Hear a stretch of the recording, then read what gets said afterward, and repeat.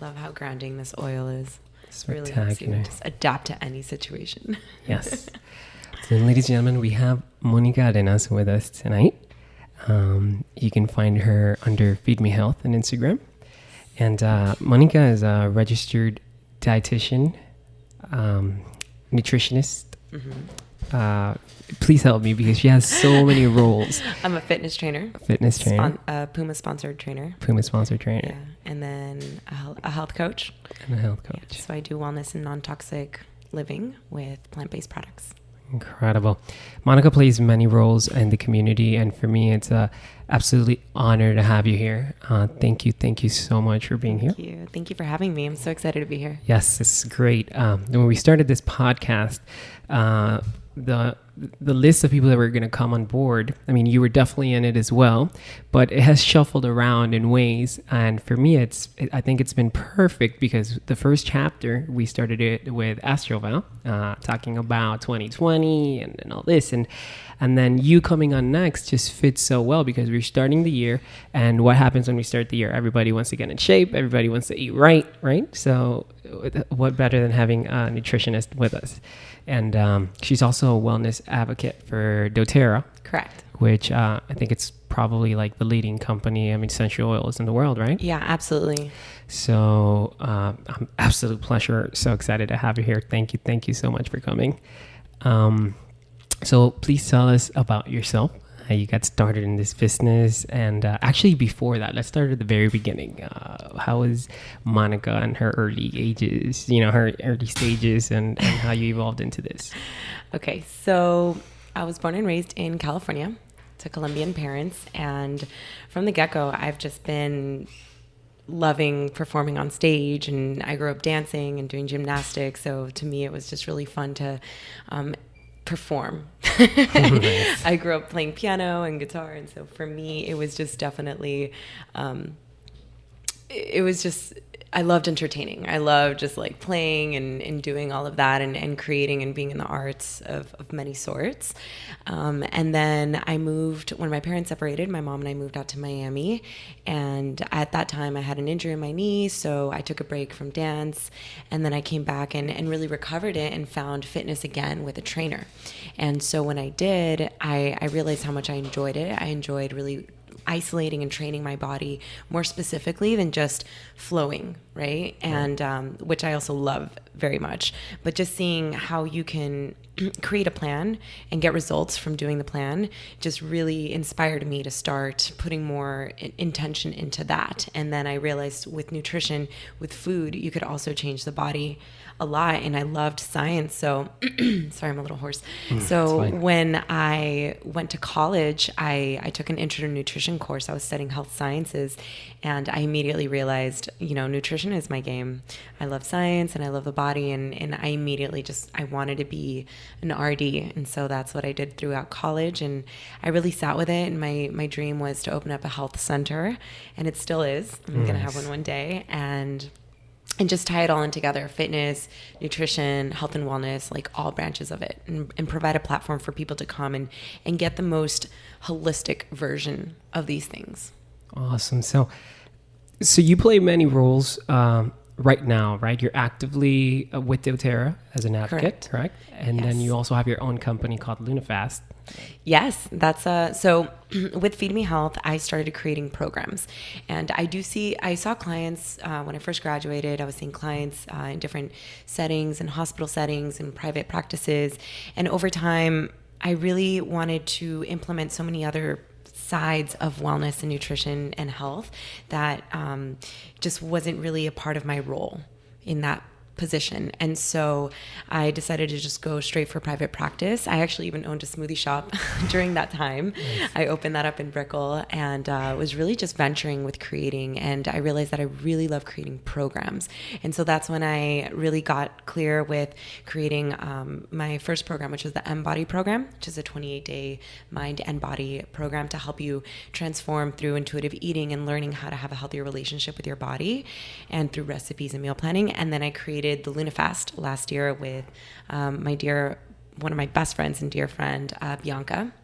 who was a family nurse practitioner. And so we really were diving into intermittent fasting, and I dove into trying water fasting. And with all the research that I was finding, it was just absolutely incredible. And she had been doing also a lot of fasting in her time and studies, and we just launched that. So that's been an incredible journey to help others really find themselves on such a deeper level. Wow. Okay. Yeah. So let's break it down real quick.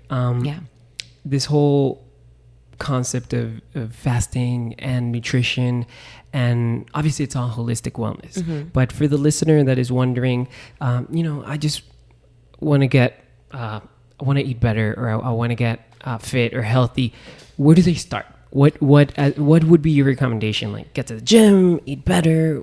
How do you break it down? So let's make this simple. Yes, let's break it down. So when I see my clients first, I still see private clients. I take a whole look at their lifestyle, their regimen, what they're doing in the day-to-day activities, what their goals are, if they have blood work. So that's also really important if they have any like past medical health stuff. But if for someone that's just looking to get healthier, have a healthy relationship with feeling good, they want to establish that, I definitely created the M-Body program for that. And so that gives you structure. It teaches you how to cook simple recipes. I offer different types of diets if people want to do plant-based, if people want to do a more healthier version of a general diet, even pescatarian's available, and just give you simple tips to eat healthier, learn how to stop eating when you're satisfied, because so it really comes to our eating habits and what we create from childhood, what our parents create, our culture. And so as a dietitian working with adult clients, I'm really trying to unwind 20, 30, 40 years of these habits that they've created around food. And so that is actually our biggest addiction in this world, in this country. Yeah. And it's so hard because you can't live without food. I know. So it's balancing the addiction in a way, right? It can definitely be a drug. So learning, so that was really my scope of practice, my specialty, what I really wanted to work in. Eating disorders was something that I went through. A lot of friends that I knew went through, not only just anorexia, like not eating, or bulimia, or like those like extreme, like 90s names that you heard a lot from the modeling industry, right? This is more of, what about those that are just, they love food so much, or they're eating so much that they don't know when to stop, right? And they're just like going and going and going, or they see food and they just can't help but to just gravitate towards it, and they just want to eat it. And so it breaks it down for you to tap more into your body and learn to feel what your body's asking for. And so that's called intuitive eating, and being able to recognize, like, is this what I'm truly asking, what my body's truly asking for in the moment? Am I really hungry, or am I just craving it? Or is it just because someone's offering it to me, right? Or is it a fresh brownie that's just made? But if you just have finished having lunch, are you really, really hungry? And so I teach you really simple steps to create a healthy relationship with food, with healthy boundaries, and then also how to do that, like plugging in your workouts and just plugging in mindfulness and spirituality in a very simple form, because it really is more than just a meal plan, and it's more than just a workout regimen. Is there a specific type of diet that you would recommend, or does it vary per person? Which I'm guessing that's going to be the answer, right? So I call myself a Flexitarian. Okay. And I've gone through all sorts of diets in my lifetime, and the best diet that you can do for yourself is one where you test your blood and you do food sensitivities and food intolerance tests, and you see where you're at right now. Like, what are you overeating? What do you need to take a break from? Because ideally we want to rotate foods and have an abundance of everything, mostly plants. A small, you can get away with a small amount of animal products here and there, but the quality of food to me is also extremely important, especially in this day and age where everything is synthetic, and we're finding products that are just not real anymore. They're not natural. And so how is that affecting our health? How is that affecting our bodies? And unfortunately, we're discovering that through disease at this point. So I'm actually glad you brought the topic up. How important, if at all, is it to have animal protein in our bodies? So there's so many different so many different ways that you can, like theories and ways that you can look at it. I think having a small amount of animal protein, if that's for your body type, is definitely necessary. Now, if you're going to do it, get organic, grass-fed, and get really good quality protein. There are some people that thrive extremely well going plant-based, and you can also supplement it. For me, the reason why I'm mostly plant-based is because of the way that we're treating animals and the way that we are going about acquiring this animal protein. If you were to, humanely have your own chickens and, do it in a much more, I want to say like spiritual way, almost like really being able to do it in a more humane way where we're not just torturing these animals and putting them in factories. Like the energy behind that is so heavy. And the way that our industrialization, our country is taking that need in the food industry and just turning it into this it's a farm, but like it's a toxic farm. Mass production. It's a mass production. And the way that they're feeding them, the way that they're feeding fish and they're farming fish, I mean, they're very intoxicated. And so now we as humans are finding that we're intoxicated with metals, we're intoxicated with all these GMOs, with chemicals, with things that are altering our hormones and ultimately aren't making us any healthier. They're disrupting our bodies and it's not natural. So if your body does require some sort of animal protein, and that's going to depend on the person, what is the best, there's quality types of protein that you can have. And, where are you sourcing it from is most important. Right. Now, is it necessary for, let's say, a vegan or a vegan, more importantly, to supplement with yes. like minerals absolutely. or vitamin, like absolutely. they say vitamin B12, I believe. Yes, absolutely. There's definitely supplementation that you should be taking just to make sure, because not all amino acids can be made in the body. And so there's certain things that you do want to be taking just to keep yourself healthy. And so it really just depends on the person, and how 100% vegan are you, for example. Right. Now, is there a difference between eating fish and chicken being like white meat, or is it the same, or is one healthier than the other? I gave up chicken a few years ago. Okay. Truth be told, it doesn't even taste the same anymore from when I was growing up. And I found a few farms in northern US that they actually grass feed all their animals and they take very good care of them, and they send you their meat, it's 100% organic, frozen.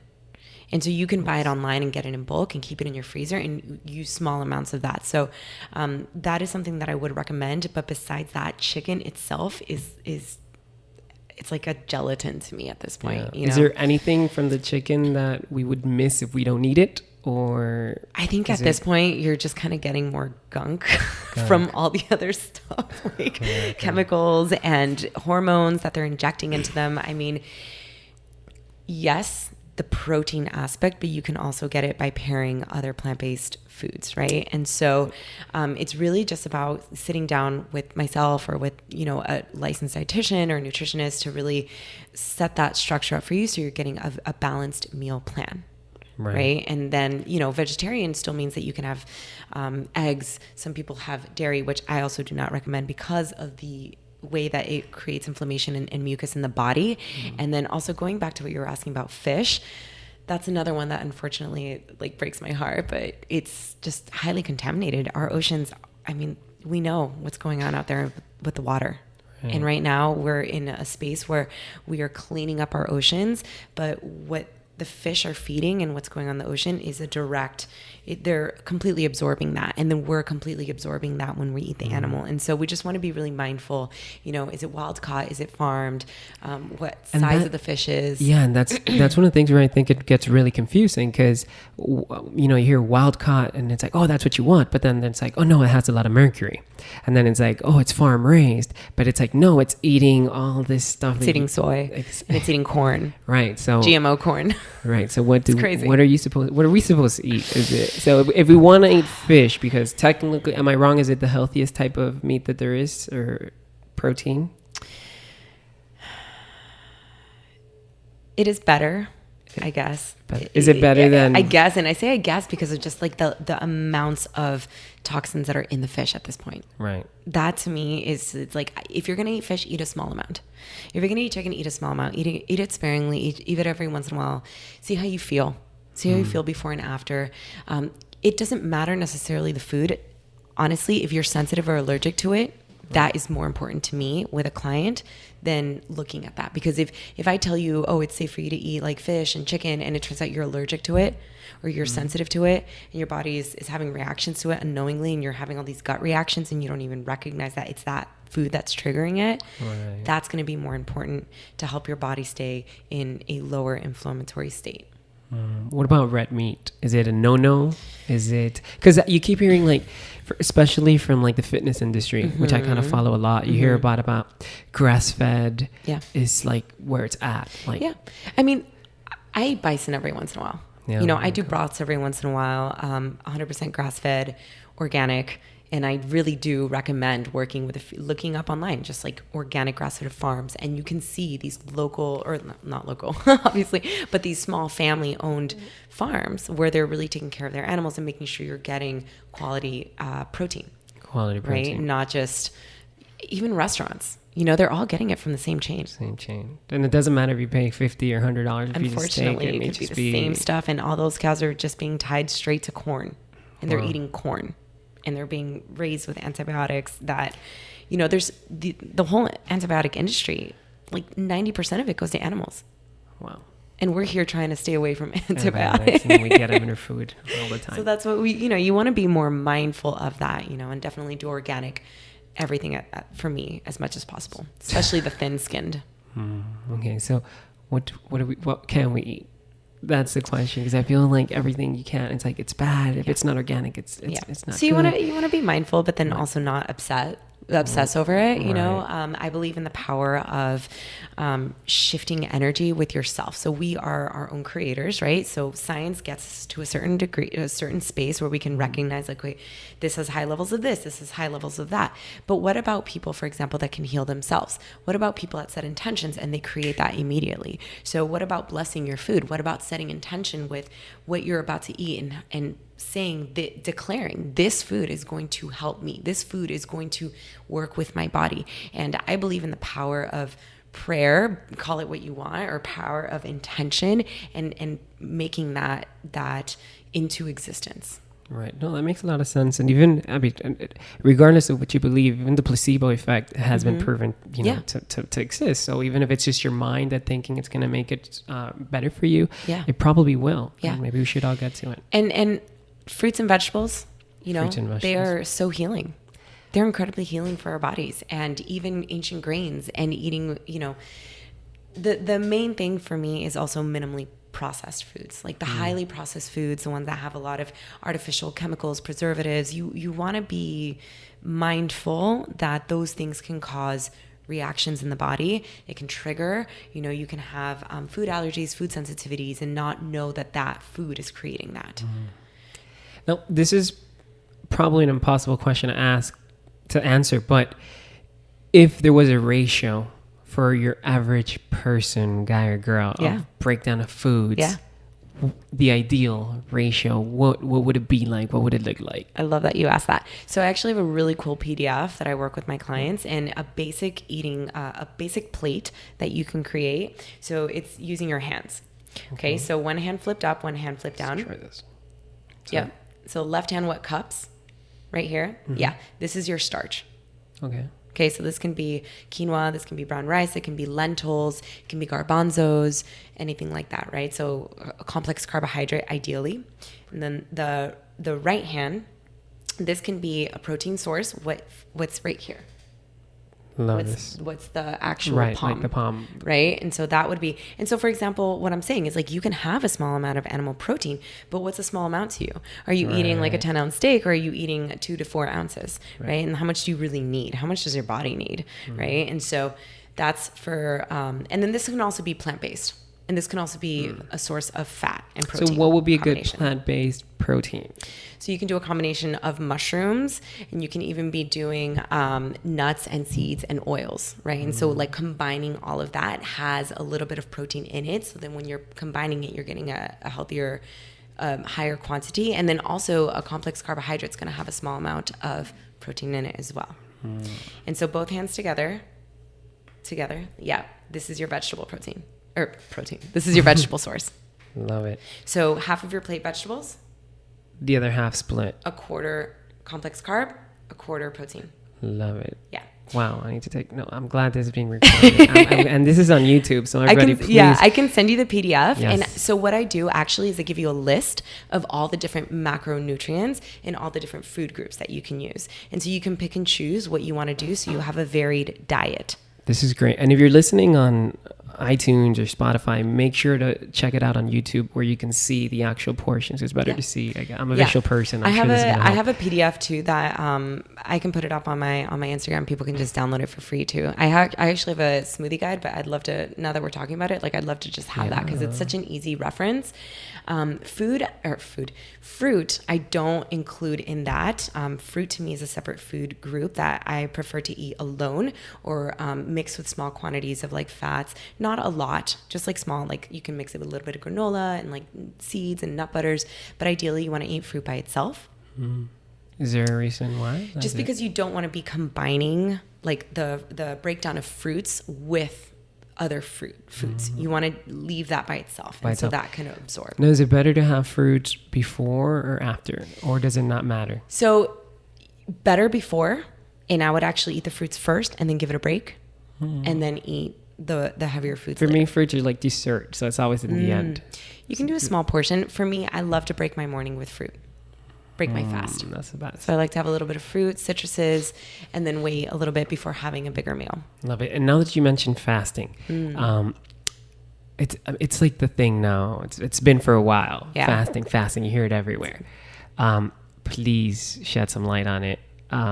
What is so for the listener that doesn't understand fasting other than maybe for religious rites if they've heard of it, what is fasting? How does it work? What are the benefits, and how can we incorporate it into our daily lives? Is it extended, intermittent? Yes, all of it. So I'm going to give you the down. breakdown. Yeah, for sure. So fasting is actually when you stop consuming food and sometimes even liquid for an extended period of time. So when you stop eating dinner and when you start eating breakfast the next day, that's a fast. Okay. So breakfast So technically we all fast at night. Yeah. It's like we're supposed to. Beautiful. So breakfast is breaking the fast. Okay, got it. Winning. Literally break fast. And so ding ding. And so intermittent fasting is when you stop eating, you consciously stop eating for an extended period of time. Okay. So yes, you can do the 14-hour rule, 12-hour rule, 16-hour rule. I switch it to make it easier, and I do it backwards. So I say you can eat during an 8-hour window. Okay, so technically it would leave you in a 16-hour fast. Yeah, so you don't even have to think about like the math of like how many hours you're not eating, because when we think of what we can't do, it just kind of makes us feel like, oh my God, I like can't do this for 16 hours. Like, what am I gonna do? And then you want to do it more. Yeah, right? It's like looking at the cake right there. Like, I can't have that, man. I'm on a diet. Like, that's why I can't do diets. Right? The minute you tell me Neither you can't have can sugar, I. then I want it. And I know I'm not a sugar person, but if you tell me I can't have chocolate, that's what I'm going to be craving all day. And so actually my Embody program teaches you how to have naturally sweet foods and recipes so that you can, it feels like a cheat, but it's not. It's plant-based, it's natural, it's healthy. And so going back to what you were saying with fasting. Yes.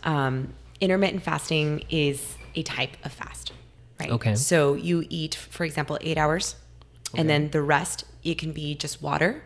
You can even do teas, and then that's it. No, it's funny because this seems to be the rage, and now science is proving it's like so great. Yeah. But just, I remember growing up, and I mean, I'm in my early 30s, when you skip the meal was like the worst thing you can possibly do. Yeah.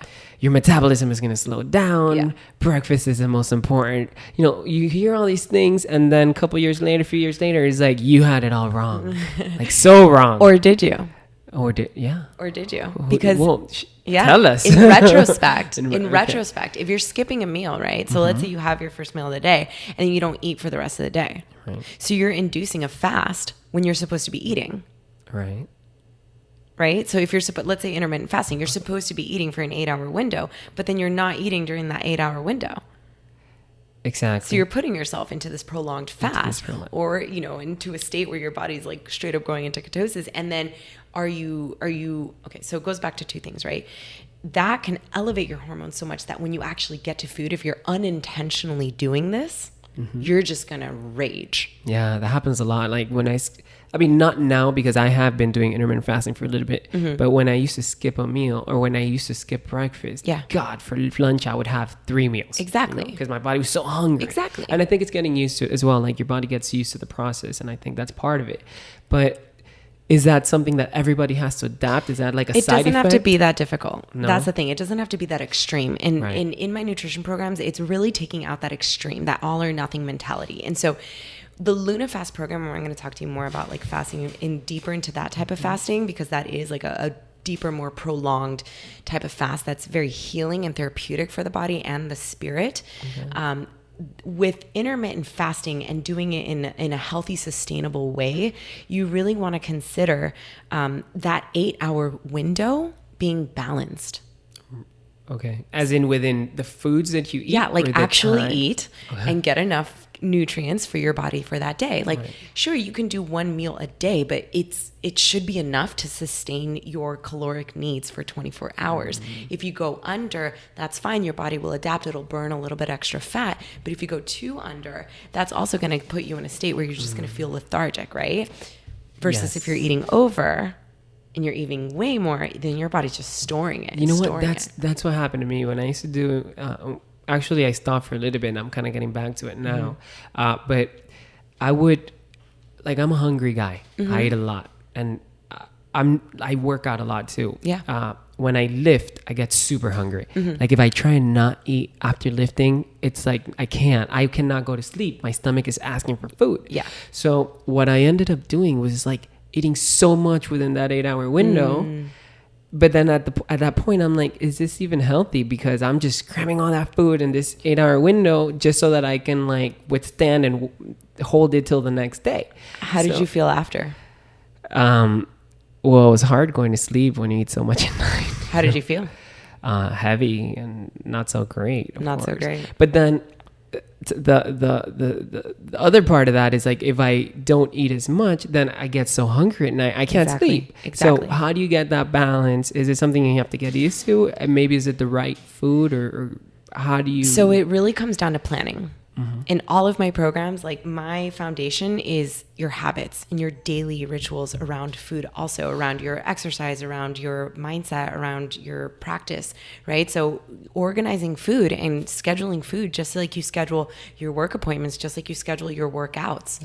And so if you're going to be working out during the night, how are you going to structure your food so that supports your recovery from working out? Because working out, you're breaking down the muscle. Right. And so you want to help it recover. You don't want to just put yourself in starvation.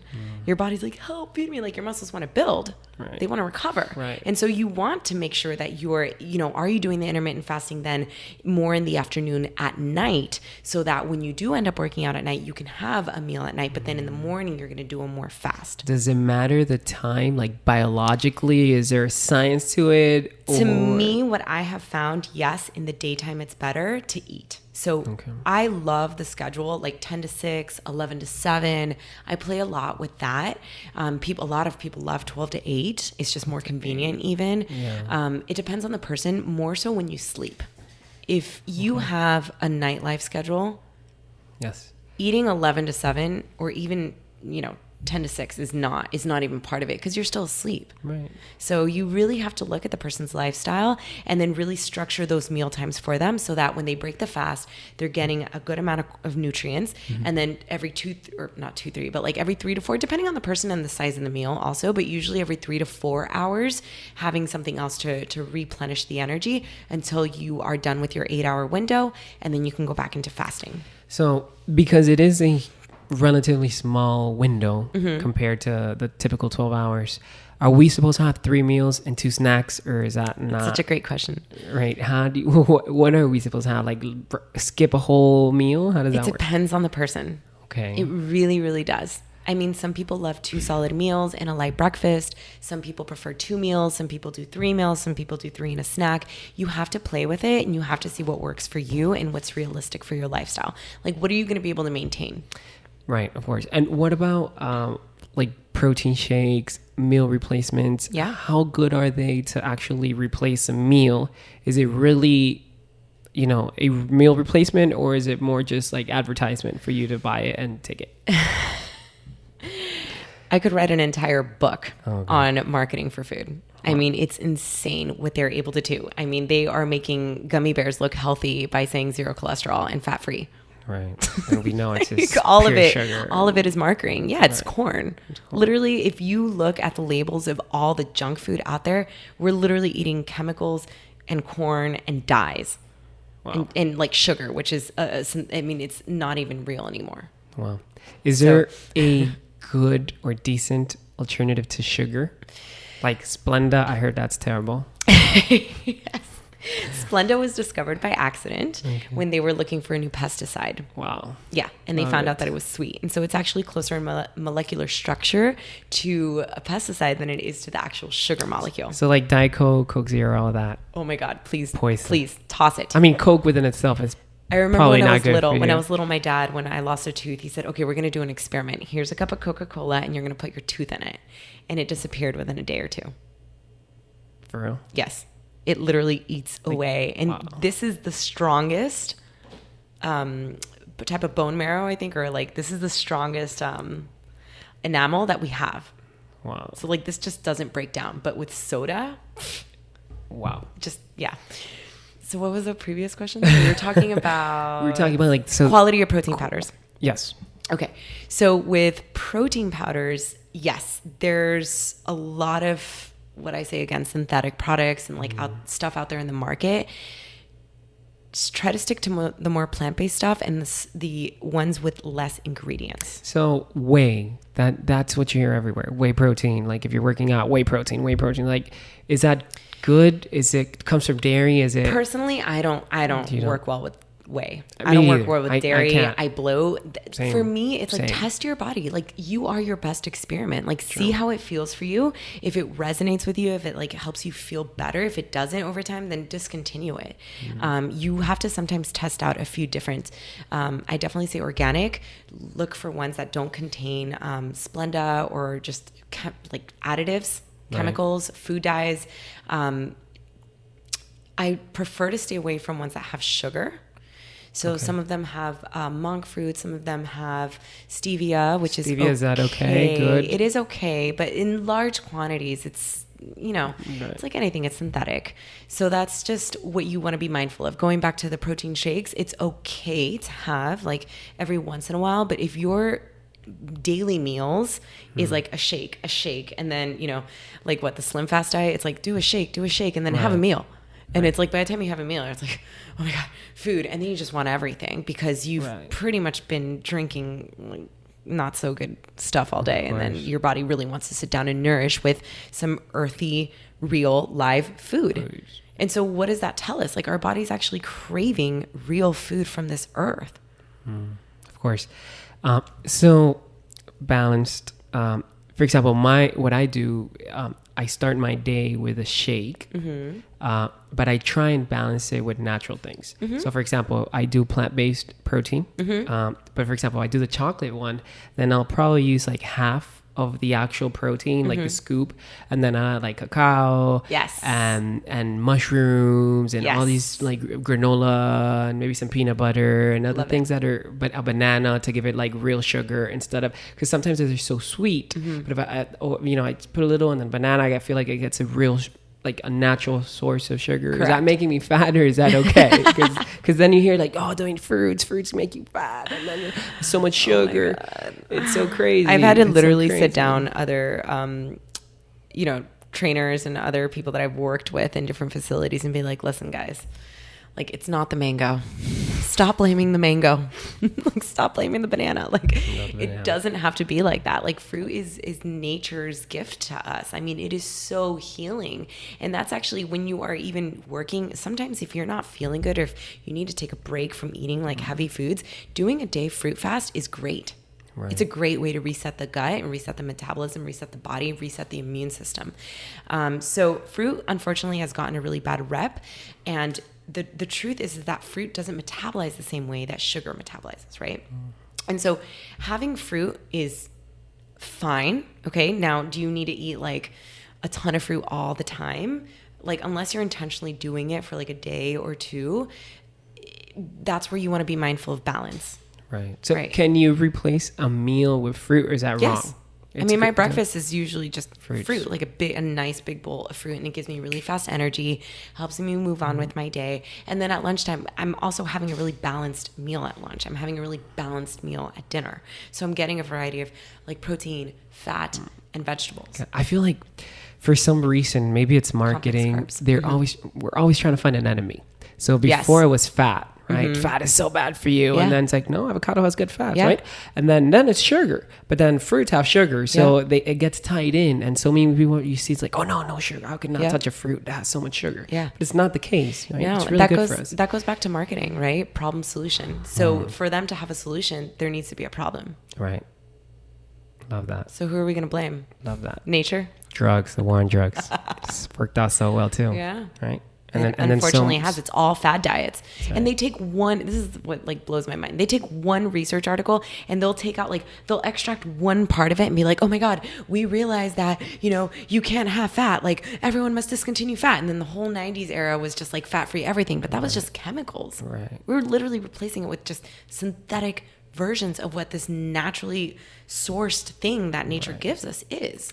And what's kind of sad about it, and we can see this now because we have access to the internet, and then what you find is like all these research are sponsored and paid by someone that's trying to sell you something else. Yes. And that's usually how it comes down to. It's not real science, but it's probably like a pharmaceutical or some kind of food company. Yeah, that's the next question. Right. Who's paying for that research? Who's paying for that research, right? Who's paying for that? Because, I mean, if you look at where these food industry companies, where are they investing their money? Yeah, it's like you have to follow the source, because you can find, and especially now, it feels like you can find a research that will say this is good and another research that will say this is bad. And then you're like, okay, so what's the real? It's like there's so much misinformation. Yeah. I don't know if it's on purpose. It feels like it could be on purpose that I guess we end up like, okay, I don't know what to do. I don't know what to do. I'll just take whatever. Yeah, right? it's overload. Yeah, it's an overload. It's an overload. And I definitely think that it really takes us back to being intuitive and learning what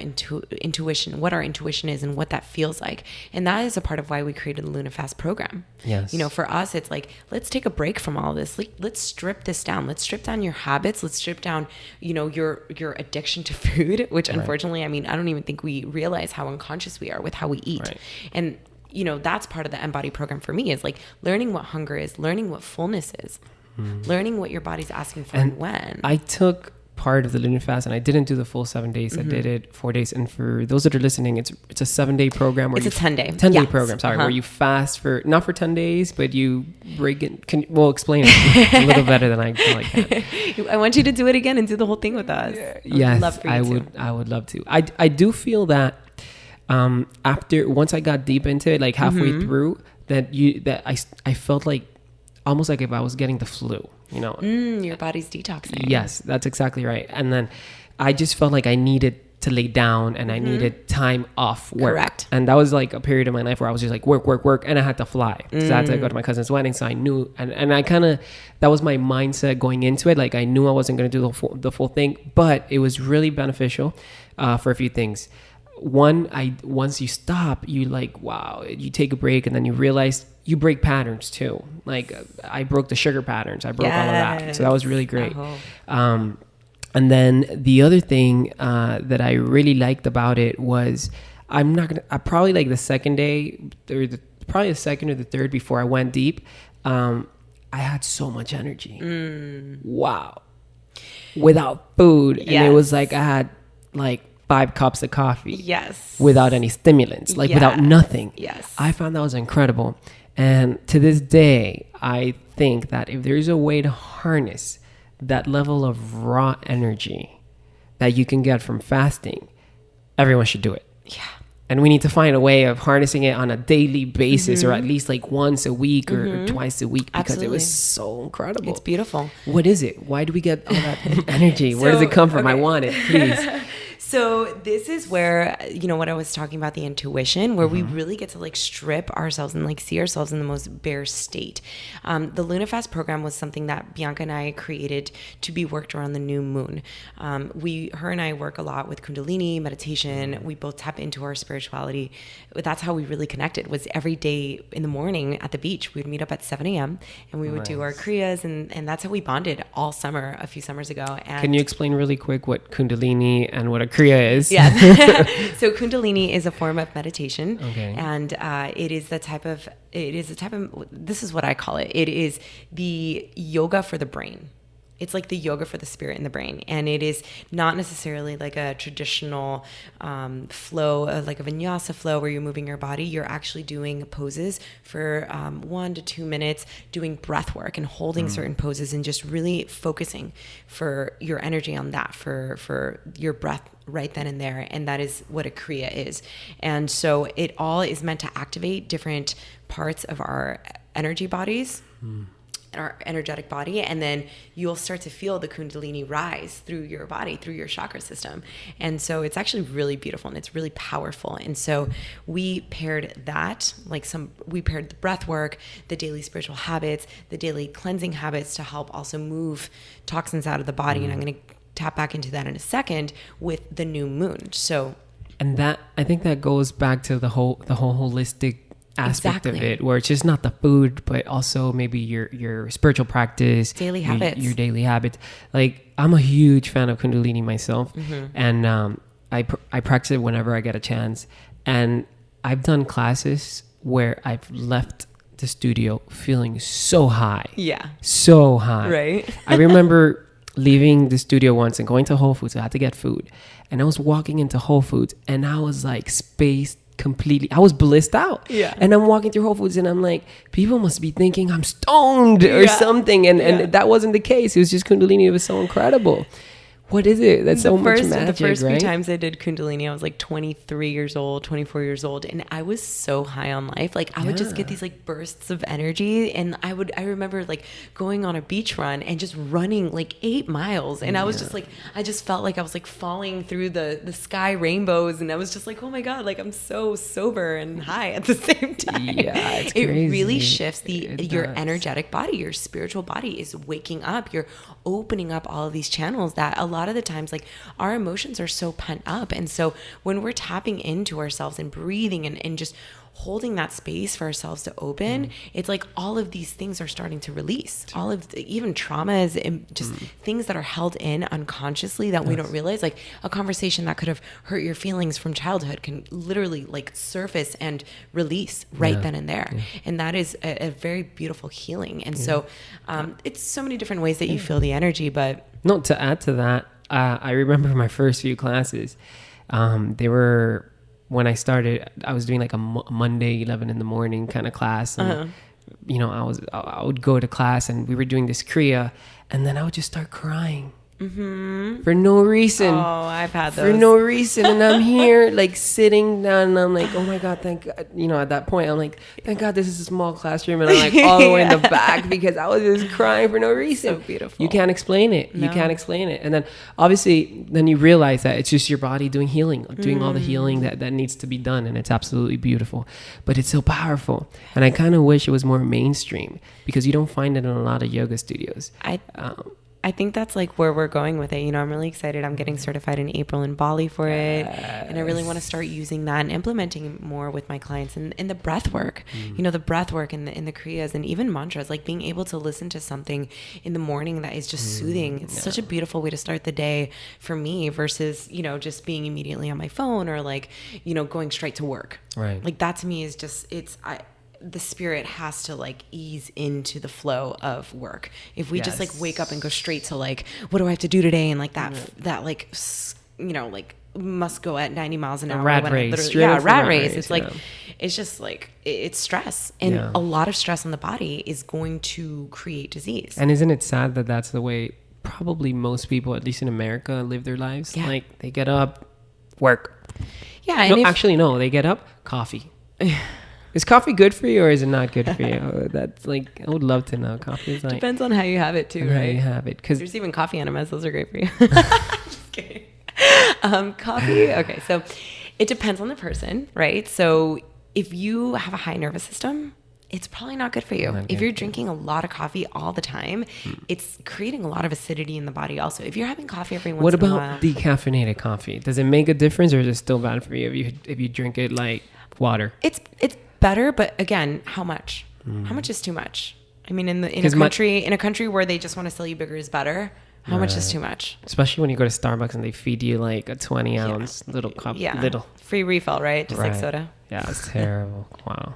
It's So going back to the Luna Fast, this 10-day program, we guide you through different types of fasts, right? And so you go into water fasting, and then we take you into 3 days of water fasting, and we start you going into a plant-based diet. So we ease you in, and then we go into a day of fruits, and then 3 days of water, and then start bringing you back out, reintroducing different foods. Now, by easing it, I mean, obviously I get the concept of easing into the fast.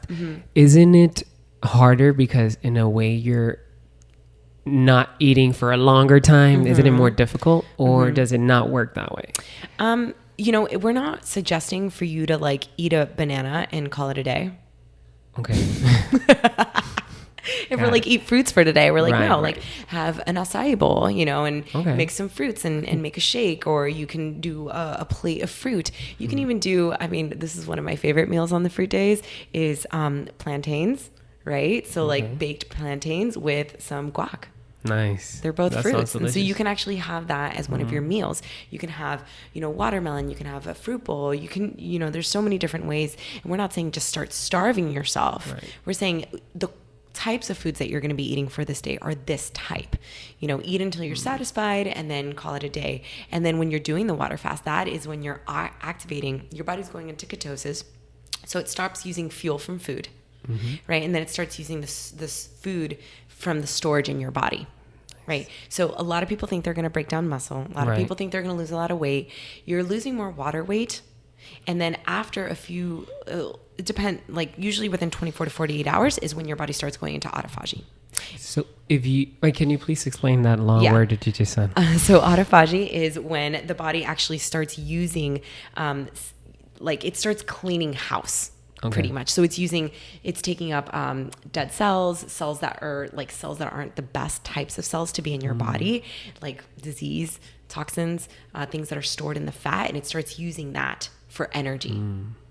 Nice. And so it literally starts cleaning out your whole organism, and that's why you probably started feeling sick. You know what? I read about a research that they're doing right now for people that were having chemo, where they would fast for a few days before chemo. Yeah.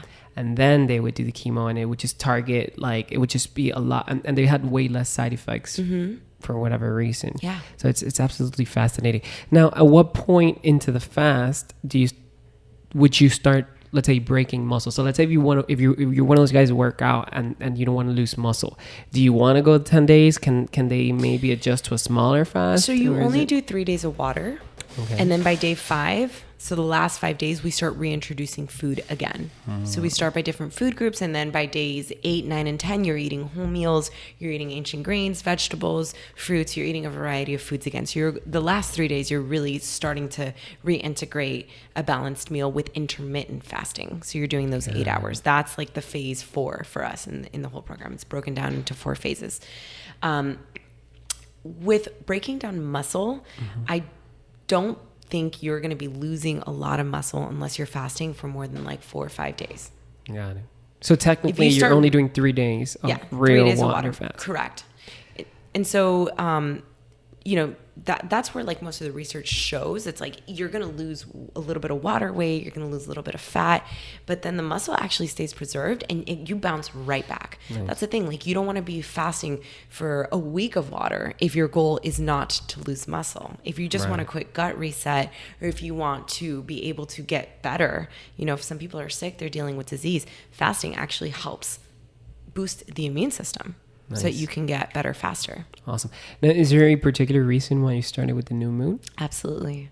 Please. So the new moon is a great time for intention setting, and that's the time when the moon it's hiding, you can't see her, and this is when we are going inwards. This is when we're actually setting the intentions and deciding what is it that I want to do for this next 2 weeks, right? Because it's a 28-day cycle, so it's like every 2 weeks you have the new moon, and then the next 2 weeks it's the full moon. So the full moon is when you're complete, you're full, and you're releasing. So the new moon is really when you want to dive in and have have that empty space, be that empty channel, that vessel for you to receive the energy, the downloads too, right? So what you were saying, that energy that you're receiving when you're fasting is like absolutely incredible. Right. We definitely ground you. We recommend for you to do 20 minutes of earthing a day, to do some breath work, to journal, to really dive in, like take baths, so that you can also hone into your energy, because it's very, very enlightening and you experience a lot of clarity. And if you do it with intention, you're gonna get what you want out of it. And a lot of people come out of it feeling brand new. I mean, I've seen some incredible transformations. One of my dear friends,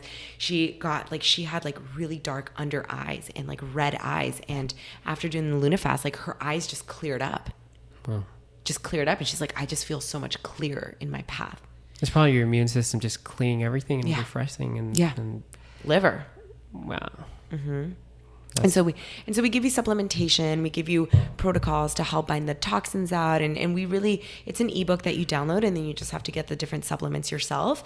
And then we all started in community together, and if you're in the Miami area, you can connect with us. We do an intention together with some Kundalini meditations and sound healing, and at the end we love to get together and have a nice family style dinner, either at a restaurant or together.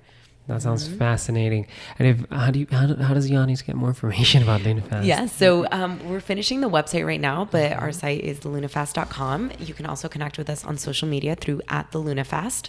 Okay. Yeah, and pretty much right now, while we're setting up the site and get everything ready, pretty much you're going to be able to go to the site and then see the dates that we have. We do them every month for the new moon, and you can click what date is going to work for you. Like you said, you want to plan ahead and know that these 10 days are time for you to like take it easy, rest. It's not the time to be going to run a half a marathon or to be taking spinning classes and boxing. It's like, let your body rest and recover, do its thing, and then you can get back into it after. And then you can, sign up there and get everything for yourself. Love it. Mm-hmm. So if you're listening, check it out. Yeah, I would love to have you. Yes, that's great. I definitely have to do it. I promise this year we'll do it full 10 days. Yeah. Let me kind of take it around all the way back to oils and doTERRA. Oils. Can you explain what essential oils are, what it means? What's an essential oil? It's like a broad term, but technically what is it? How does it how you can implement them into your lifestyle, and some of them you can actually take, right? Internally.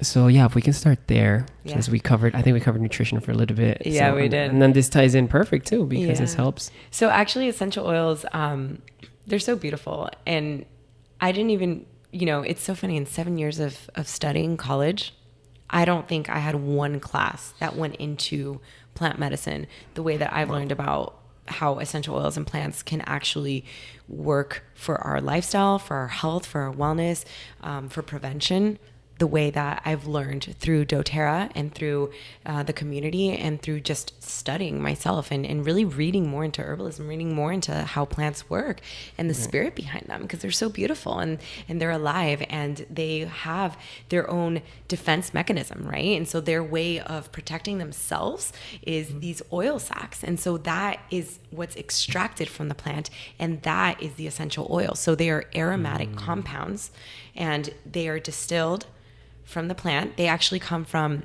different parts, the stem, if it's bark, if it's a root, if it's a seed, it's extracted. If it's a flower, even the rind of fruit can be taken out.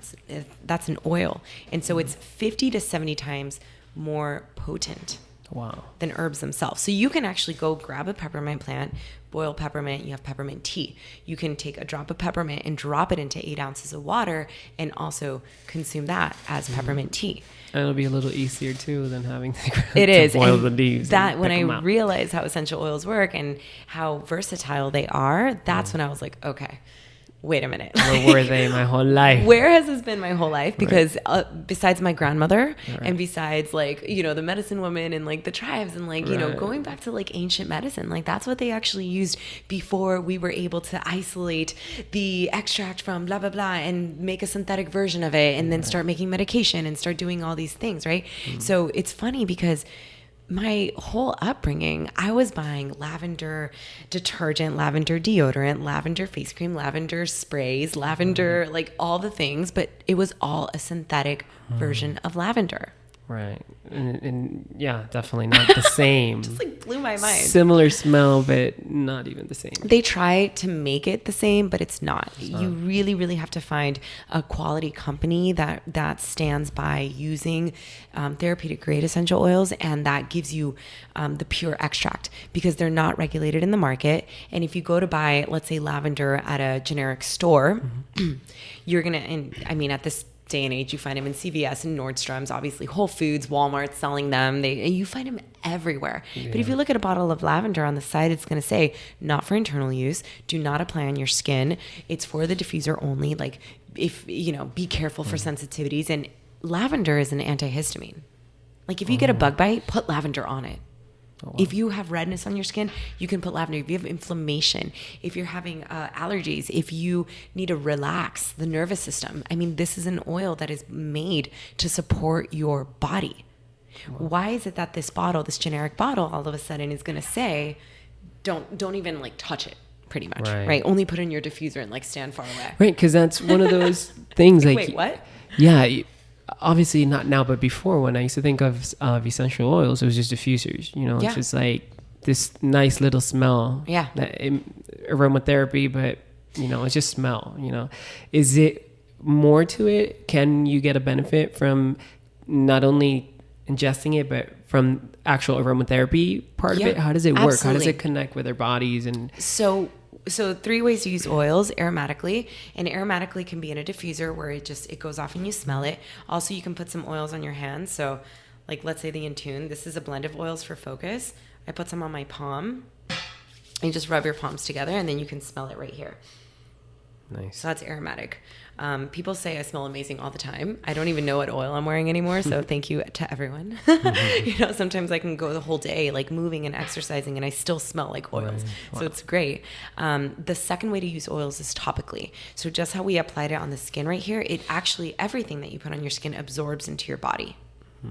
And so this is stuff, again, that as a nutritionist, as a trainer, no one really talks about that. It's not until you are going into a more general health coaching or like a type of training that's going to talk about like holistic health, that you really start to recognize that, hey, are my cleaning products doing me a favor, or are they making me sicker?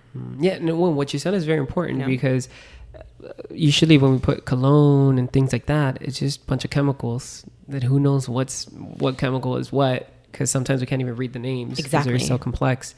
And you put it in your body, and your body's absorbing it. Yeah. So, and where are you putting it? Right here, right by your thyroid, right? Or you're putting it right under your armpits, right by your glands, your lymphatic system. Yeah. Your whole body takes a toll when you start adding chemicals. We have exposure to over 80,000 chemicals in the market. Wow. And it's crazy. Yeah. And who knows what the real side effects of 80,000 chemicals on a daily basis are. I mean, we're finding out now. Yeah. That's why we're so sick. Yeah, because this is all new. This was only brought out into our world in the last 50, 60, 70 years. Wow. It's incredible. So essential oils in a way is more than just... Exactly. So when they go into the skin, right, it goes into your bloodstream, and then that even starts to go into the brain, into different parts of the brain where you can trigger memory, you can trigger your emotions, your emotional body, and you can help relax the nervous system. Essential oils can also be used internally, some, not all. And it depends on the oil that you're working with on the plant. And again, the quality. I mean, I really only work with doTERRA because of the standard that they have created for essential oils to guarantee that we're getting 100% pure, that it's therapeutic, and that it doesn't have like mold or any of like weird chemicals in it. Right. Because you don't want to mess with your gut microbiome. You don't want to mess with, taking things internally and then finding out later that it wasn't so good for you, Right. So, but either way, if you want to be cautious of that, you can always just apply them on the skin, and it's still going to go into your body. So within 20 minutes, it's actually targeted at all of your cells. Wow. Yeah, it's awesome. Like one drop is so powerful. And so, as you know, just smelling an oil sometimes can literally shift your energy. It can shift your mood. It can help you feel calmer. I love using oils before I do anything. Like when I'm sitting down to meditate, before I go to a meeting, if I'm coming into a meeting, if I'm coming from a drive and I'm feeling frazzled from traffic, or like just to ground, to get present in the moment. I recently had surgery in September, And I asked the doctor, I said, listen, I don't want to take antibiotics. This is the protocol that we have with essential oils. Is it okay if I do this instead? And he said, you know what? Go for it. If anything happens, here's the prescription. You let me know. And I said, okay, great. I'm glad you approved. And I didn't have to take that antibiotic. Wow. And I was able to take my oils. Do you mind sharing maybe what could be a possible antibiotic replacement? Yeah. So this is one that I'm so sorry. And it's funny that you mentioned it because literally 2 days ago, one of my friends sent me pictures. She was on antibiotics for a week and she developed a rash all over her body. Poor thing. It was pretty scary. It's toxicity. I'm glad she sent a picture after she had it because otherwise I'd been like, get to the hospital. And it's kind of sad because that's the medicine that Western medicine gives us, right? And it's so fresh. That's why I'm bringing it up. On that same note, another friend, and it happened back to back. And her daughter, she had like a baby. She had like the flu, and she took her to like this private hospital here in Miami, very expensive hospital. And they gave her this medicine, which is I don't really recall the name, but it's very common to give to kids, to children. And she had a psychotic episode. Oh my God! That same night. She posted it on Facebook. I'm like, I paid $100 for this is supposed to be. And my daughter was having a psychotic episode. She called the pediatrician at 2 a.m. and she's like, oh yes, that is a common side effect of this very popular drug we give to kids when they have flu.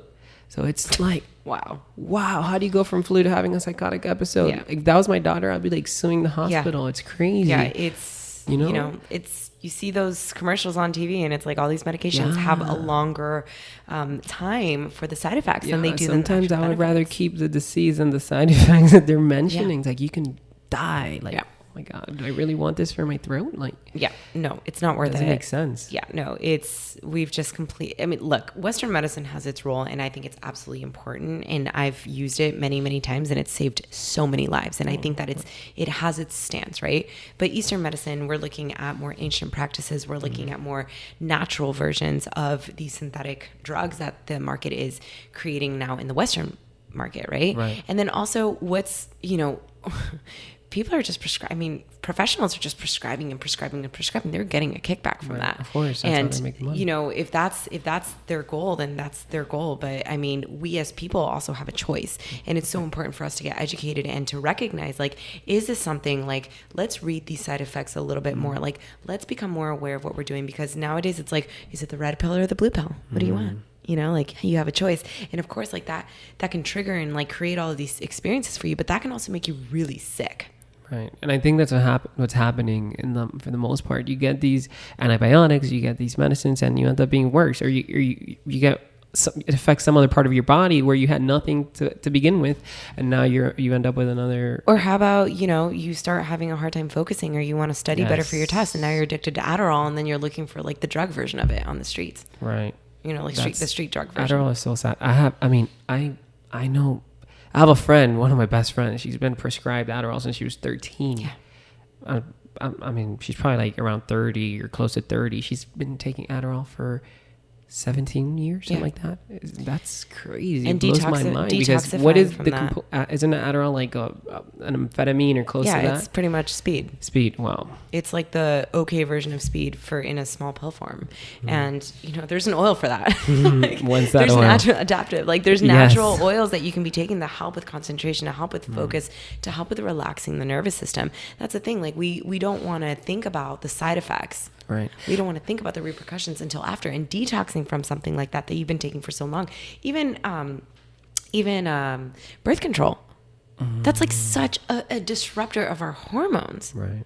That is such a huge disconnect for the woman, and there's other ways that you can do it more naturally. And it's just really being mindful and listening to your body and like, what is working for my body and not.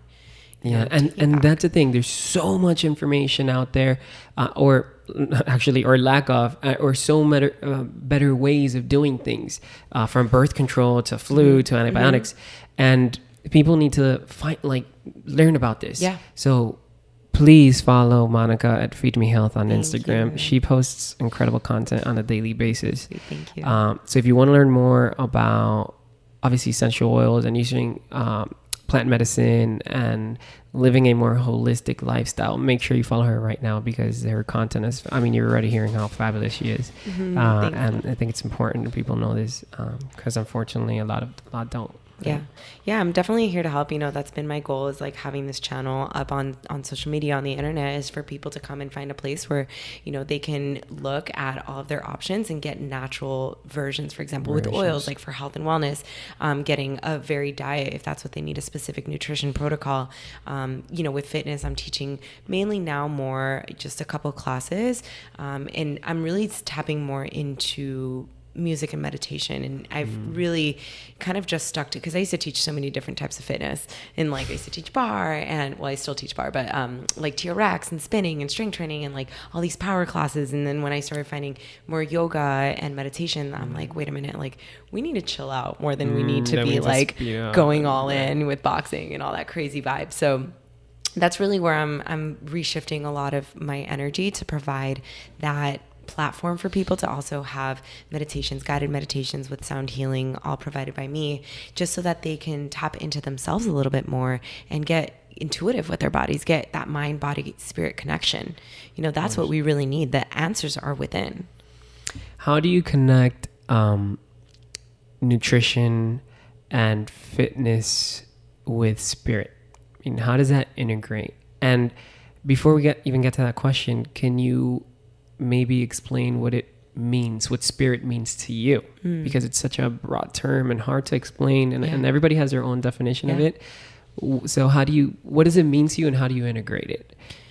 So spirit to me is our connection that we have with source, our connection we have with whatever you feel brought you here. Or like, if you don't believe it, then you don't believe in your spirituality. So I don't know what to tell you, but to me, you're missing out. Yeah, totally missing out. And that, it's funny because, I lost my mom at 16 in a bus accident, and it was like this like crazy tragic like situation with my family, and I survived.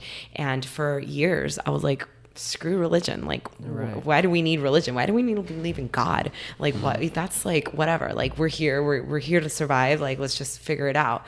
And over the years, it's like, why not? Why not? And I'm not saying like, why not just go and be all religious, because I don't even resonate with that. But I'm saying, why not have a belief? Why not connect with something? Because you are missing out when you're not, in the sense that like, if you invite it in, it's going to come to you, right? Just like when my mom passed, I didn't even invite her back into my life because I thought, oh, she died, she's gone. But she's a spirit, right? And so spirits are always with you. You have angels with you. This is energy. We're energy. Like, we're living in a small fraction of like what it really is to be living in this like I don't even know how to explain it. Like, in this universe, right? Like, it's like we are a microscopic version. Yeah. And so, when I started inviting her in and be like, hey, I want you in my life, or I want God in my life. I want this energy to be here supporting me. Like, what's up? Like, back me up here, And then it's like, I had the strength that I didn't even, I had that like faith that just was so much stronger within me and grounded me and kept me feeling clear and focused. Because if we're so caught up in the story of the day and day, oh my God, like you lose your shit.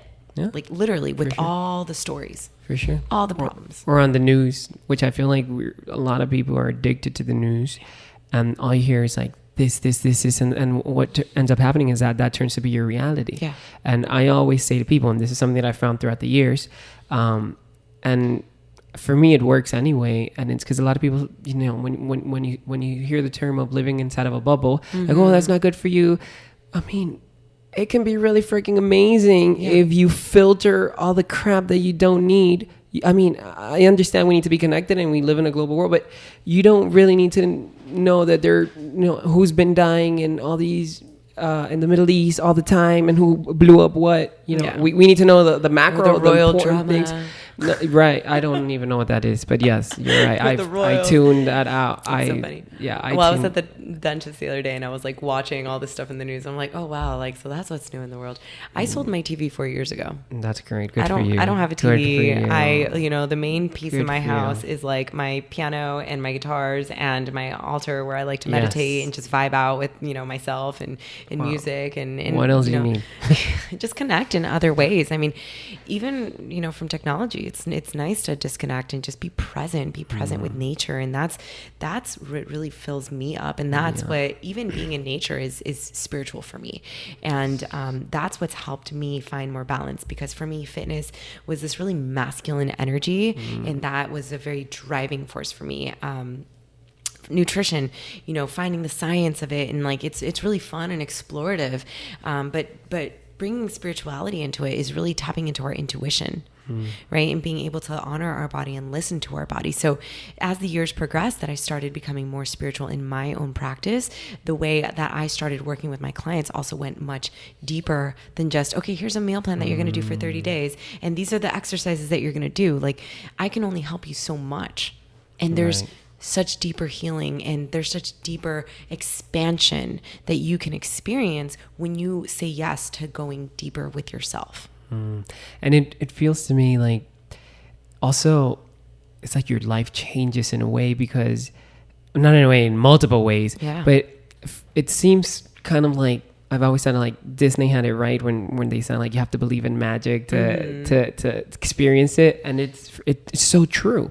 And whenever you kind of start tapping into this and into yourself and into your consciousness, life starts becoming so much easier, right? And then fluid, it flows. Yes, it flows. It's light. And this is going to sound a little controversial, but I feel, especially millennials that are very non-spiritual or religious, tends to be, because religion itself was very, this is what you have to read, this is what you have to do, this is it.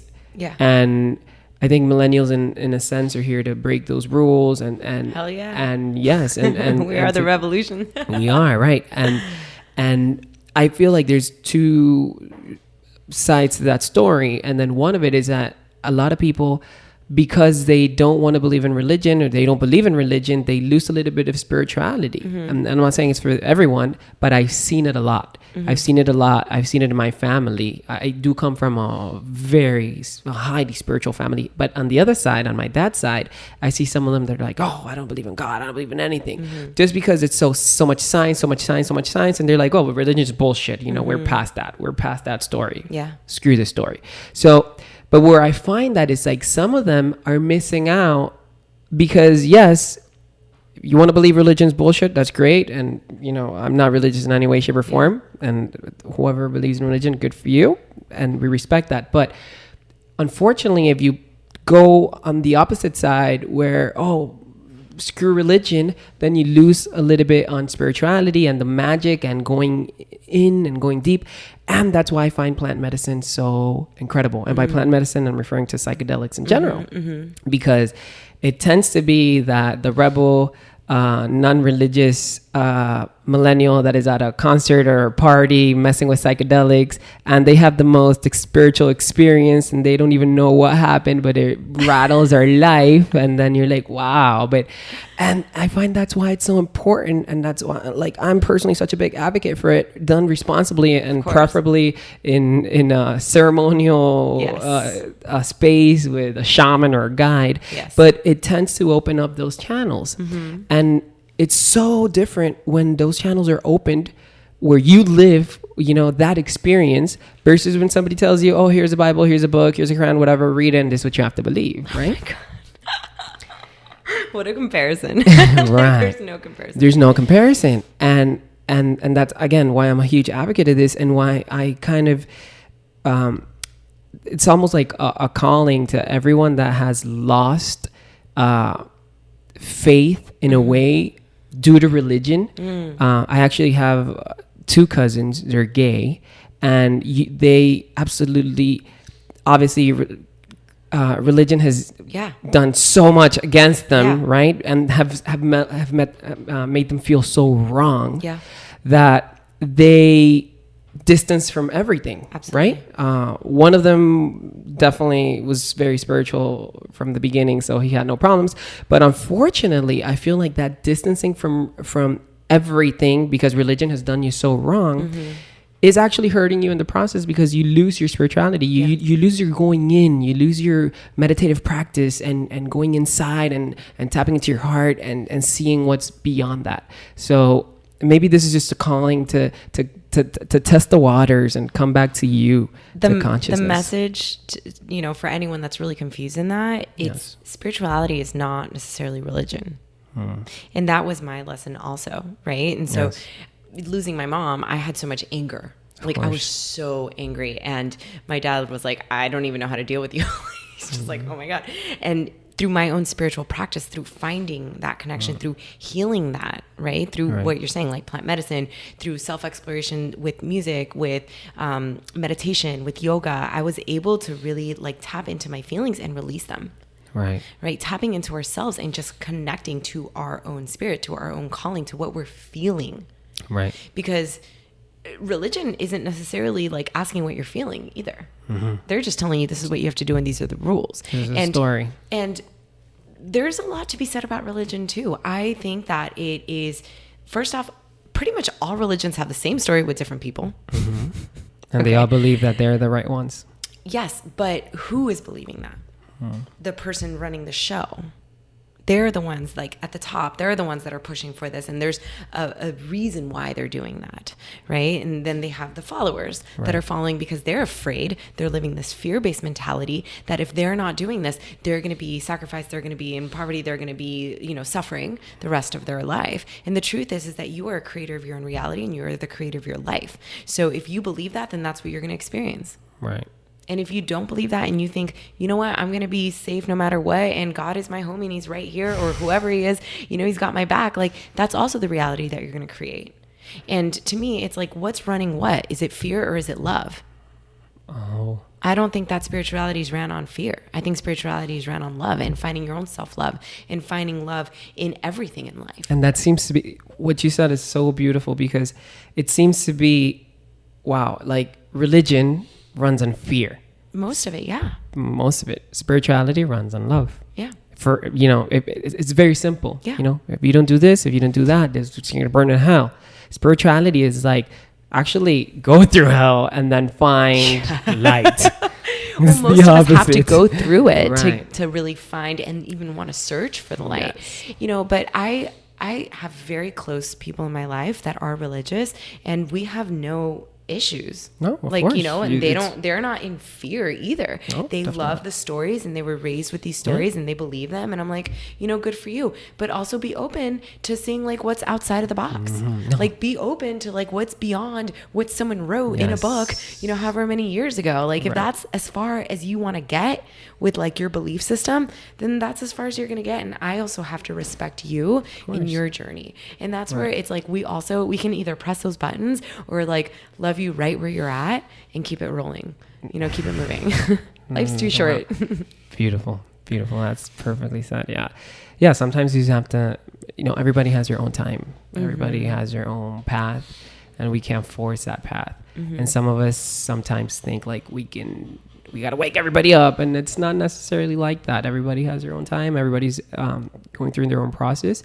And I think, for example, in my part, probably the most that I could do is just get the content out, like this podcast, and people will tune in. Great. Yes. And if not, be the space holder. Right. Let people explore. Let people learn. Let people, really dive into their own journey of self-exploration, because that's really what life is, right? It's like we all have our own journey. We all have the opportunity to experience whatever we want, to learn whatever we want, whenever we want, and do it.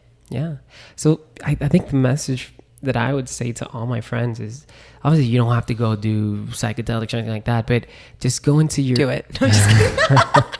Yes, do it. Try it. Try it. Safely. In the safe space of the shaman. Absolutely. But go into inner practice. Try yoga. Try meditation. Try guided meditations. That's so powerful, so easy. You can go on YouTube and there's like 1 million guided meditations. Close your eyes, put on your AirPods and tune in and see what happens. Because you're going to find a whole new world that you probably never even dreamt of. It's really interesting when you break it down. A really good friend of mine, he breaks it down so beautifully. He says, life is really what we experience is through our senses. So our life is a very sensual experience. And everything that we're processing is through our own senses. So when you break it down to that, like, what am I feeling? What is the feeling that I'm experiencing in this moment? What is the feeling that I'm experiencing in this conversation with this person, or that person cutting me off? Like, process those feelings and let them go. Wow. What you said is so beautiful. And think about it. If you live your life from a place of love, right? From a state of love, and we live life with our senses, then it would be like you're making love all the time. You're making love to life, to everyone. It's like if you were, like you're trying to have a green thumb, right? And you want to raise a plant. Are you going to like yell at your plant every morning and be like, you suck, blah, like you're going to instill fear on it? Or are you going to love it and nurture it and talk to it like, hey dude, like what's up? Like thanks for showing up and thanks for being here. You know, I appreciate you. And that kind of, it's a frequency. Everything is a vibration. Yeah. And I think that sense of gratitude should be with everything, like you said. Yeah. The plans, with you, with everyone that's around and all the time, because it all starts with yourself. Yeah, and it starts with ourselves. It all starts with thanking loving ourselves yourself. and loving ourselves, which is so important. Yeah. I read recently when they asked somebody like, oh, name all the things you love. And then usually the last thing that they ever mention is themselves. You know, I had a huge lesson with that. Last September, I had my implants removed, my breast implants. Wow. And it was a decision for my own health out of prevention, because, they say every 10 years, you're supposed to get them taken out. And I wasn't even expecting, anything besides just getting them taken out. And the amount of self-love and healing that I experienced when I came back to who I truly was is like you can't even put a price tag on it. So let me get this right. So you went and removed your implants, your breast implants. Yeah. For no reason other than to feel better. So I don't drink alcohol really frequently ever anymore. I went out last summer and I had a little bit of mezcal, which I enjoy every once in a while. And then the next day I woke up and I had breast pain on my left breast for 3 consecutive days. And one of my best friends, she had just taken her implants out. And I remember her story the whole last year was like, my implants are killing me, breast implant illness, like this shit is crazy, like get it out of my body. And I'm like looking at her like, girl, you're tripping. Like, what are you talking about? I'm down. I read the research. I'm like, yeah, but like what? And to see her transformation and like the systemic inflammation and the clarity, that like her cognition, her energy, her everything. And then I started realizing, wait a minute, I've had blood work that's been off for a few years. I've had doctors prescribe me medication for thyroid because my thyroid was low, but not really enough to actually say that I have, hypothyroidism. And I started realizing, like, why am I dealing with these gut issues? Why am I dealing with candida overgrowth? Like, all of these things started kind of lining up for me, and it was a no-brainer. And I said, you know what? The way it all fell in place for me, it was just like, I'm booking the appointment, I'm taking them out, like, that's it. Wow. And how do you feel now? So grateful that I did. Honestly, the physical healing that I've experienced, and I'm still healing. Like sometimes I forget that I'm still feeling because to me it's like, oh, my muscles feel better and my body feels better. I'm good to go. But every day I still realize like my skin has oil secretion. Like my skin was dry. I didn't, I just needed extra moisturizer. My eyebrow hair was falling out. I thought that was just age. I thought that was my thyroid. My mom had a slow thyroid. So I thought that these were all things that were just natural progressions of my life. And then immediately seeing eyebrow hair grow in places where it was patchy and I did nothing different. Wow. Seeing my hair, the oil in my hair all of a sudden come back, the texture, the thickness, like it literally transformed in a few weeks. Wow. Seeing my hair stop falling to me was like my biggest fear because I couldn't understand why my hair was falling. And it was like so sad to me, as a woman, as like it's like, that's like a part of us. And then to realize that like taking these toxic bags literally toxic bags out of my body, in which there's an encapsulation that's created around an implant. So when they take them out of your body, and this is really important for anyone that's dealing with wanting to take out their implants, that they have a full M block. And that means that they take the whole capsule out. So pretty much the body's immune system, the way that it responds to a foreign object inside is that it creates a safe guard around it. It creates a sheet to protect it, right? And so my capsule was so glued, my implants were so glued to my ribs, my underarms, and my chest muscle. And they have to burn it off. Oof. And then they still cut open the capsule and then the implant comes out. So the immune system gets completely compromised and thrown off. The thyroid system gets completely thrown off. The lymphatic system is completely clogged. I mean, your body is like literally trying to survive. The way I felt was like, in looking back on it, is like you have a plant, right? It's this beautiful plant, and all of a sudden you put it in a box. And the sunlight's trying to get in, the water's trying to come in, it's not absorbing any of it.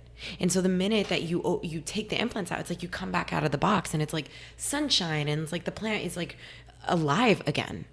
Wow. And I didn't even realize they were killing me, kind of thing. And it's funny because it's so common, you know, here in Miami, it's easier to spot probably a girl without implants with implants than without. Yeah. And you're obviously putting living with two foreign objects in your body. It makes sense that you will have all these issues or side effects. And at the end of the day, it's so much bullshit. You know, it's just stupid ego games. It is a complex thing. Of course, we want to look better and feel better about ourselves. There's an emotional reason, number one, why we're even going this far into it, to cut ourselves open and put this into our bodies. Obviously, I was dealing with a lot of emotional stuff that I needed to heal within myself. Right. And I did at the time when it was necessary for me to, which is now at 31 when I'm in like a different state. But there's not enough education about the side effects of it. Right. And a lot of practitioners don't want to believe that. Yeah. And so it doesn't do anyone a benefit for them in their practice to be talking about all the risks and getting so serious about it. Or, I mean, I don't know. I don't want to speak for many others, but I mean, they're just like, oh, okay, just sign here. You're scheduled next week, you know, and people want it right now. It's that instant gratification. And then they realize if you go into breast implant illness blogs, which they only approve in certain people out of respect for people that are sick, you start to realize women get the implants and they immediately start feeling sick. Within a few years, their body's already rejecting them. They have complications from the get-go. They have complications within a few years. And then now, or maybe they don't have any symptoms, like me. And they've had them for nearly a decade or 15 years or 20 years. And then all of a sudden you're diagnosed with lupus. All of a sudden you're being diagnosed with hypothyroid, Hashimoto's, gut issues, all the inflammation that you get. I had literally systemic inflammation. Like my friends are like, Monika, you look like you've lost so much weight. And it's like, I honestly just had I've been fasting and everything, but like I had breast explant surgery and I was holding on to inflammation in my body. Like I had to get new jean sizes and literally just systemic inflammation from top to bottom, even my gut. Wow. It was crazy. Like I wasn't expecting that at all. And I had already been routinely fasting before the explant surgery. So if you ask me, I'm pretty sure that a surgery like that and taking that stuff out of my body was what really helped my body go back to its natural state. And I'm grateful for having fasting in my life, for having launched that program with Bianca, for having, the support of holistic practitioners in my life to support something like that. And that's also one of the programs that I'm looking to create this year, is being able to offer that for women that are dealing with breast implant illness, that are dealing with, I want to take this stuff out of my body. Like, how do I go about it? How do I detox? How do I do this in a way that is going to work for me and I feel supported and I feel loved and safe? Because it's scary. Yeah, it's really tough, and it's already scary enough having to, what's the fear of what am I going to look like after? I mean, I was so excited for it. I was just like, oh my God, get it out. Like I always thought they were kind of too big anyway on me, and they weren't even that big, but like getting them out, I'm like, I'm a very small framed girl, right. And I was hiding it with inflammation. Wow. I looked thicker. I looked like I was like really buff, you know, and it's like I am really strong and I have a lot of muscle mass on me, but it was just another layer that was unnecessary. An artificial layer Mm-hmm. for no reason other than mind games. Mm-hmm. Exactly. So crazy. So I'm grateful for it. And, you know, the lessons that came with it were meant to be. And if, you know, it was meant for me to be the person to give the message to others that like, hey, love yourself exactly as you are. Or if you already made this decision, like these are some of the steps that I went through that I recommend for you to do so that you can also help your body get back to its state and, you know, be kind with ourselves, have compassion for ourselves, have love for ourselves, self-love, because I mean, there's so much anger and hate and fear that comes behind that, you know, deciding to even go through that, having to go with the explant can bring up a lot of that again. And so just having a good support system and feeling really nurtured and loved. Like, I mean, I was literally meditating morning and night and just sitting with myself, processing, journaling, crying, like playing my music. That's when I realized like, I need to bring out my meditations. Like I've been teaching meditation for a few years. I've been playing music my whole life. Like I want to bring this all together. I wrote some beautiful meditations for healing the relationship with our hair, relationship with your breasts, relationship with your body. And I want to share that with other women because it's time for us to also start bringing that into our own field of just self-love. And that is going to help you radiate. That's going to help you shine on. And that's going to trickle into all these different into all these different chapters of your life. Yes, definitely.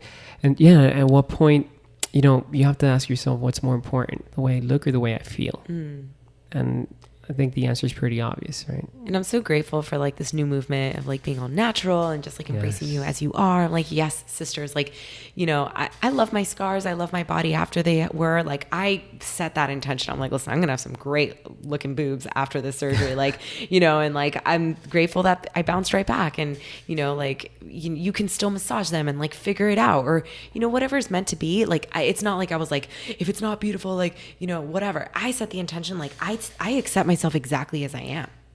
Like whatever is meant to happen after the surgery, like I'm just grateful for my health. I'm grateful for my life. Like what's meant to happen will, you know, if I need a push-up bra, like whatever. And it's like, I'm free and I feel more heart open than I have in the last 25 years of my life, probably. Well, that's incredible. That's an amazing story. It takes, I guess, strength and courage to do what you did. So I commend you for that. Thank you. That's incredible. And hopefully if you hadn't considered breast implants maybe being toxic or even poisonous to your body and things are going wrong, maybe this can give you inspiration or at least get you and to research the possibilities of toxicity that can come from it and the side effects. Yeah. The side effects. Well, this has been absolutely incredible. Before I let you go, I have one question. Tell me. How do you find time to do all the things you do? I want to know the secret. Wow. I'm still trying to figure that out. You know, I'm very passionate about what I do, and I have a huge whiteboard, and I've narrowed it down to like 5 things that I'm doing with my life, and that includes me time, right? My self-care, my self-practice, my personal relationships, my personal friends, playtime. What are things that like really excite me? One of my uncles always told me, he said, listen, like life is a balance. Everything has to be really balanced. And I call my work passion projects. You know, and so obviously I have my list of different things and I'm really starting to work with a team. And, you know, I'm so grateful. One of my cousins, who's also like a brother to me, has really shown up and stepped in and helped me also like get some things more in line and get a team of people to help you. And that's kind of the next phase for me because I can't do it all. We cannot do it all, but like as a team, collectively, we can all do a lot. And so that's where it's really learning and it's humbling saying, hey, like I'm good at this too, but I'm going to like give this part to you and hire you for this and do that. And most importantly, number 1 is my own health and my mornings, my sleep, and, you know, a good few hours break in the middle of the day. I'm very grateful for doTERRA in the last 3 years that came into my life. And when I decided to do it as a business, I was able in a few short years to supplement my income full time and to have the time freedom to dive deeper into the passion projects that I wanted to do, instead of having to teach 20 classes a week teaching fitness, or being in a doctor's office 15 hours a week and doing fitness and trying to own my shop and run it. Like I was driving myself crazy trying to do all of these things that weren't really my true calling, right? Or like doing them for someone else, right? And so having that time freedom to create my programs and to create my business the way I wanted to, I love it. Like I love every 3 months or every 2 months, I say, okay, like what's new in my schedule? What are my new clients? What are their schedules like? Like what are my appointments like? And readjusting my time and readjusting my schedule and saying like, these are the gaps I'm dedicating to this, the gaps I'm dedicating to that. You guys better believe I'm dedicating time to work out, to meditate, to eat. Like my lunch hour is 2.5 hours. And it includes meditation, and I absolutely love it. And like, sure, I'm catching up with friends and family, but I'm also taking time to give it a break, you know. But my days sometimes do start at 10 a.m. and I finish at 10, 11 p.m. like we are tonight. And that's okay. Like I enjoy it. I had fun. We played some pool. Like, you know, today I was doing work from the Standard at the pool, you know, but I was on client calls and meetings. And between that time, I was, you know, spending time in nature and doing my workouts. So, you know, it's finding that balance. It's finding that flow of making sure that you're getting a little bit of your own health practices in, and also doing things that you're passionate about and doing them in a way that you feel grounded. Because there's times when I don't do a planned schedule and it's like I just say yes to everything. And then I am like sick and burned out and like gassed out, and I don't want to talk to everyone, and I lose my voice like I did last week. And now I'm like, okay, new year, new me. Like, damn it. Like, what happened? It was a week and it felt like a year, you know? And so, all right, girlfriend, like let's restructure. And that was a reminder too, through my body talk session, was like, you're still recovering from surgery. You've only been out like 3 months. You can't go back to like a 40, 50 hour work week, you know, like take it easy, take naps. And I'm like, what's that? And the body talks to us. The body's so intelligent, so smart, and lets us know immediately when things are off, or when we need to take a break, when we need to calm down. Yeah. So body talk really fast is a form of tapping into the body and knowing what the body needs through muscle testing.